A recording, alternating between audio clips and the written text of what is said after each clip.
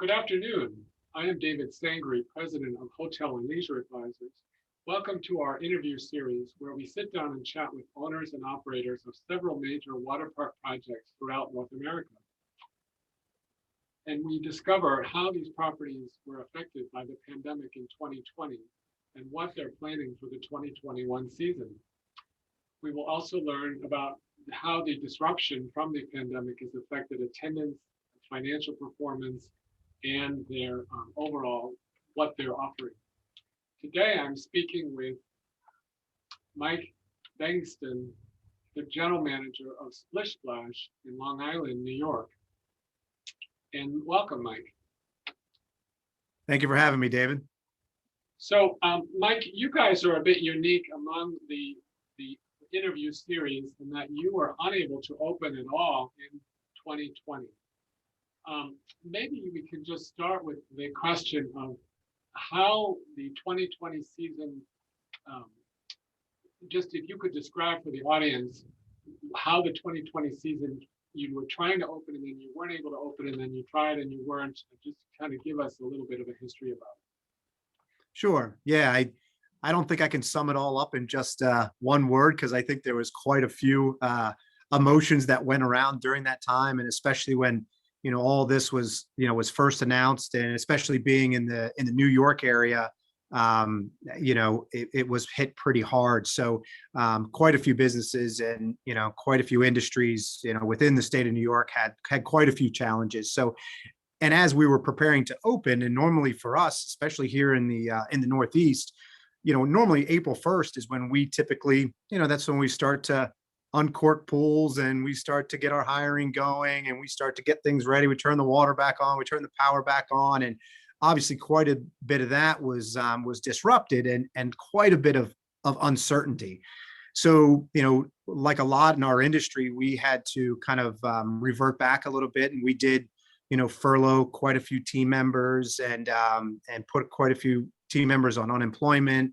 And really went down to a very, very skeleton crew until we were able to get a little bit more guidance, out of the state of New York. And obviously that continued to stretched into May and then stretched into June. We took the opportunity because we were working, very closely with New York State Tourism and Hospitality Association, kind of as using their experience and their lobby firm to try to get as much information as we could, because we knew we have such a short runway to prepare to open, and you still have to get pools ready and fill those pools and hire. And, so I should say a much longer runway to get ready. So we took the chance around the middle of June 15th, as Connecticut was starting to reopen, Pennsylvania was starting to reopen, New Jersey was starting to reopen. So we took the chance, hoping that something would come to fruition and we would get some guidance shortly. So we brought, our team back to prepare for opening, and shortest opening we've ever managed to do, but we did it. And so we were ready and kind of prepared for an opening of early July. And then we sat and we waited again, and we waited again. And when we didn't get guidance, really in the beginning of August, and we worked with our counterparts and our peers and the rest of the state of New York, and we all kind of did the same thing at the same time. We ended up having to kind of pull the plug and kind of go back a little bit. So then we went back into kind of a furlough situation and kind of, hunkered down and really tried to get ready and start thinking about 2021 and what we could do to get ready. Okay. Yes, well, you guys really were what a roller coaster it truly was for you between the dates you were hoping to open and then you couldn't open. Because I'm not sure the people watching our video will know all about your park, maybe you could just describe the location of the park and what the amenities are. I've had a chance to tour your park as part of the appraisal I did of your property a couple of years ago, but the audience may not be aware of it. Beautiful park, beautiful property, located on the east end of Long Island. It's about 75 miles from New York City, but very unlike New York City. The park was built in the middle of a forest, literally. In 1991, the park opened on 32 acres of property. Since that time, we now own and operate on 96 acres. Developed property is a little over 65 acres, so it makes us one of the larger water parks in the United States. We have over 35 water attractions. Obviously food locations, retail locations, and quite a nice repertoire of attractions. 2 wave pools. Obviously, our location puts us, most of our clientele is from Long Island, Nassau, and Suffolk County, but also New York City and the 5 boroughs of New York City. So very beautiful park. We operate for 86 days, most seasons, really, from Memorial Day to Labor Day, but a park that was really, again, a beautiful setting, and was built more with a lot of theming involved from the very beginning. So a lot of our attractions are very heavily themed. Again, we call them attractions more than we do rides, because that's, part of the experience. But I mean, our clientele, again, is, they want the best. They're here in the New York market, and they expect the best. And that's what we've kind of always tried to do. I mean, obviously, very safe park, very clean park. And again, adding new attractions almost every couple of years. So. And your park is a bit unusual in that you have a percentage of your people that arrive by train, but the train stop, do you provide them a shuttle transportation from a rail station, or do they have to get their own taxi? We do, exactly. We one of our largest consignment accounts is with the Long Island Railroad. So you can go to any station in New York City, at Penn Station, and get a ticket for the Long Island Railroad and for Splish Splash at the same time. So, you can go to 2 stations out here, which are the Riverhead Station, or most people go to Ronkonkoma, and then we shuttle you from Ronkonkoma to the park. Okay. Yes. Yeah, I mean, that's something, most parks, of course, don't even have that opportunity. Yep. Well, maybe we could just talk about the facility renovations and improvements. Because the 2020 season was such a challenge because you never really got to open, did you actually do any renovations or improvements in 2020? And what are you planning for 2021? Yeah, I mean, I think we're very similar to most other water parks in the industry, and really the way the industry has been trending this year. Most of our focus was on safety, whether that was signage or hand washing stations or PPE and those kinds of things. And how do we social distance, and how do we change our queue areas to allow for social distancing? How do we create, potentially an online reservation system for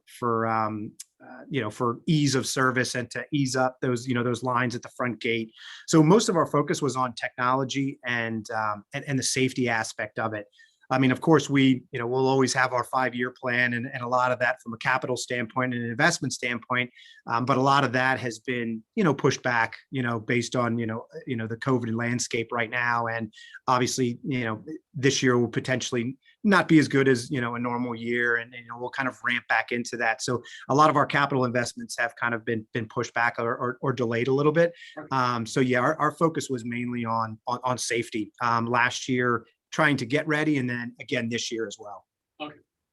So no new rides in the last year or this year is the plan. Correct. Yeah, we had plans for those, but then they've been delayed a little bit. Okay. So I wonder if we could just kind of talk about like ticket pricing and your season pass pricing. So when you were planning to open in 2020, what were the rates, and were you planning to offer a discount just to get people to come? And then in 2021, what are your rates, and are you planning to discount, or are you actually raising your rates for 2021? Yeah. So right now, most of our ticket pricing is flat to last year. Now we are running, quite a few, and really up until just very recently were we given guidance to open. So we were very soft in those things. And our first thing we did was we wanted to take care of our guests from 2020, our season pass holders and those who had purchased tickets in 2020. We made those tickets all good for 2021. We also took the opportunity to upgrade our season pass holders. So if somebody bought a a basic season pass, they were upgraded to the next level for free, and so on. And we have 4 different levels of season passes. So a lot of our tickets, really, our pricing has pretty much remained the same. Again, there's quite a few discounts out there in the market for those savvy shoppers out there to find those. And what we also did this year too was so much uncertainty, and we understand that the consumer is kind of cutting back and not purchasing things that they may not get, without some guidance to open. We created what we call the day back guarantee. So, any season pass holder that would, bought a season pass, and Black Friday and our holiday sales are usually our largest, traffic for purchasing. We said, hey, any day that we're delayed, that we're opening, you'll get those days back in 2022. So we wanted to make sure that we took care of those who had already purchased, and again, those who purchased and still don't feel comfortable for coming. We certainly take those on a case by case basis, and we'll work with those guests as well. Okay. And just so the listeners have an idea, what is your prices for season passes and entry?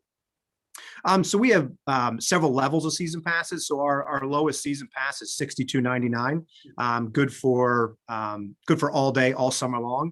And then of course we've got our standard pass, our premium pass, and then our VIP passes, which include additional amenities, parking and discount on food and retail and things like that. Okay. And what's your day pass admission price?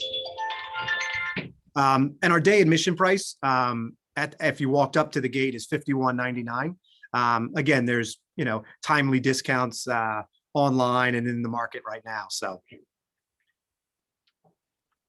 in terms of the challenges that you are facing in terms of staffing or other areas of operating the park for 2021, what things can you tell us? Really, I can go based off of 2020, and then a little bit of where we are right now. 2020, we saw, and just from benchmarking, throughout the industry, staffing, yes, was a very big challenge of, and at the very beginning of all this, were we to create, different shifts and things like that based on the COVID landscape, and are our team members going to feel comfortable to work a full day and to work in this location and things like that. I think there is more of a comfort level now. I mean, we did see ourselves last year about 40% down in our normal hiring, and a lot of things. We also we hire. On a normal season, we hire J1 visa students to get us through those shoulder seasons early in the season, at the end of the season. So we knew that was going to be a challenge as well. So going into this year, we've just received guidance that we are able to open this summer. So we've really just now started to ramp up our recruiting efforts. We do think that there's going to be hopefully some pent up demand for people to get out into the workplace, especially in a seasonal operation like ours in the summer, and those that didn't get to work last year, and maybe they didn't get to work their summer job, and they're needing to pay for school and things like that. So we're really looking forward to a great recruiting season and kind of getting some smiling faces back here. I mean, that landscape is certainly going to be very virtual hiring, virtual interviews, virtual orientations and trainings and things like that. But we're looking forward to it. We do know it's going to be a challenge. We do know we're going to need to, look everywhere we can for our recruiting efforts. So we know that is going to be a challenge. Our COVID safety measures, which we thought would be a challenge last year, going into this because of so much uncertainty. But you know what? We've watched the best practices. We've had an opportunity to sit back last summer, which might have been something beneficial out of not opening, but we saw what worked at other places, and even just here in Connecticut and New Jersey and Pennsylvania, we were able to really reach out to them and say what worked and what didn't work. So we're absolutely prepared to do it safely, and that's one of our something that was we were concerned about in the beginning, but I think this is a great industry, and everybody speaks to each other. It's a small industry and it's a small world. So some great support out there. Yeah. But I'm curious with the J1 students or J1 employees, are you planning to have any this year, and are you even allowed to have it this We are not this year. And that's really based on, we don't have permanent housing here that we can control. So we're just not comfortable with the housing that we can't control, just from a COVID scenario. And so this year it'll be the first year in about 20 years that we haven't used the program. So it'll be a little bit different for us, but we're looking forward to having it back next year. year? Oh, okay. Now, in terms of your revenues and attendance, how do you expect 2021 to compare to 2019 or your budget for 2020? Sure. Without not getting into too many specifics, I mean, we certainly are looking into a down year historically, as people, their comfort levels, increase. We do hope that, and we've kind of seen now as even North Carolina today just announced, they're moving up from, I think, a 33% capacity in water parks up to 50%. And as we start to see, I think just last weekend alone at Disney and Universal, just over that winter break that most people have here in the Northeast, they were very busy, had some of their busiest weekends, and were at capacity on Saturday and Sunday from a social distancing capacity. So we think things will trend up as the summer goes on and as, guest comfort level improves. But we're looking at a 50% to 60% down this year in overall attendance and revenue. But we're trying to be as conservative as we possibly can. And I think most people in the industry are kind of doing the same. Has the state given you a guidance on capacity restrictions, or have they not issued that? We've gotten kind of bits and pieces of the guidance so far. We haven't seen the full guidance announcement, which should come out in the next week. But right now, outdoor amusement parks, which water parks fall under in the state of New York, right now are at 33% capacity going into the season. And we'll kind of see from some of our counterparts, even here on Long Island, Adventureland and Coney Island and those guys, and really kind of see how that 33% works. And then we'll go from there. But I think even just from a social distancing, perspective, obviously we would like it to be higher, but we're comfortable with that for now. Okay. Yeah, because I believe you in previous years, you did sell out occasionally, correct? Like on weekends, your property got to be a bit busy, or yeah, yeah, I mean, there is no, in an outdoor water park there, and over 96 acres there, obviously there is no capacity level, but we know that when we get really busy, when it's 96 degrees on a Saturday in August, everybody wants to come, and we don't feel comfortable, from a guest experience and a customer experience.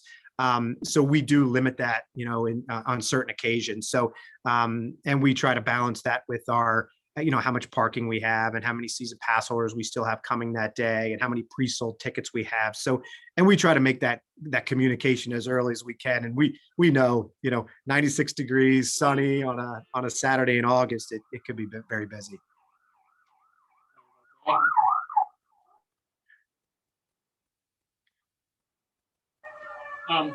So are you planning on an online registration system for the year, and will that occur on weekends and weekdays, or just weekends? Prior to, as we're still waiting on complete guidance from the state, we do want to drive as many guests as we can to an online system, which we've had in place for years, that people can buy tickets online. But there are people that still, walk up to the gate and want to buy a ticket, or just decide they're going to come that day and want to buy a ticket. But obviously they can buy those tickets online. All of our other parks in the United States used a reservation system for season pass holders, so we could control capacity. We certainly know that, our season pass holders, they'll reserve multiple days and things like that, which, we allow for. But yeah, most likely it sounds like even in the state of New York that all tickets probably will need to be purchased online. And then anybody else who previously has a ticket would need to go through a reservation system, which we've already implemented. So we're prepared for. So just some broader industry questions. How do you feel the pandemic is going to affect the future of water parks, not just at your property, but kind of on a nationwide basis? Yeah, I mean, I think hopefully overall, I mean, I think, most water parks have enough support that we can obviously do this safely. But I don't think those safety measures will go away. I think it's a new era. I mean, we've always been about safety, and that's what our industry has always been about.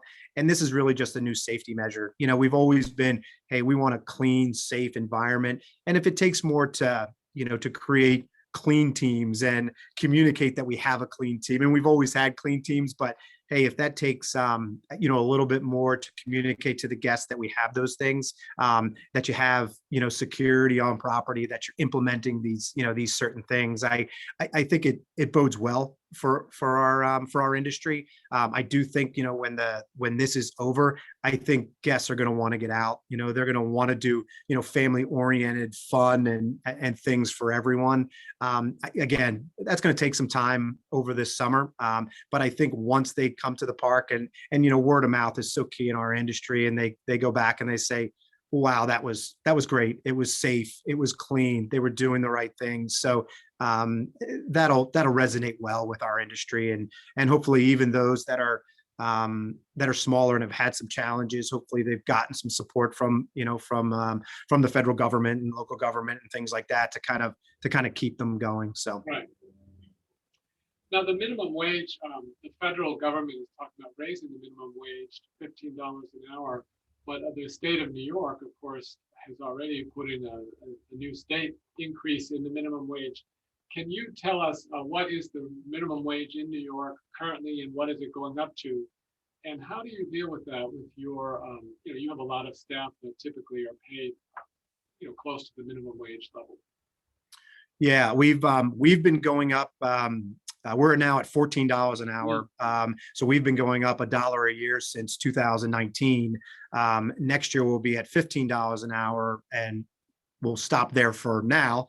And we'll see where that goes. But yeah, it's been challenging in a lot of ways, because I think, and especially in a seasonal business where you're not open 365 days a year, and we understand it, and we understand that, there certainly was a need, especially in the state of New York, for minimum wage to increase in certain industries.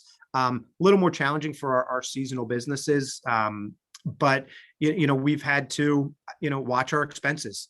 Yes, we've had to, your ticket prices, you're going to feel it in some of the ticket prices and things like that. But at the same time, we've added new amenities and new attractions to kind of go along with that.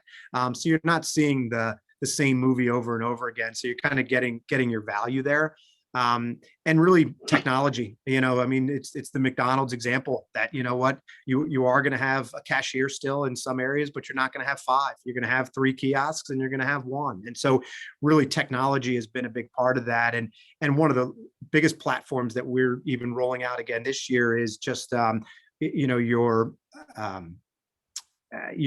software platforms for scheduling, and your scheduling softwares, because every hour, every labor hour is dollars. So as those dollars got to go up, you really have to manage those hours. So that's what we've been trying to do too, but without trying to dampen the guest experience.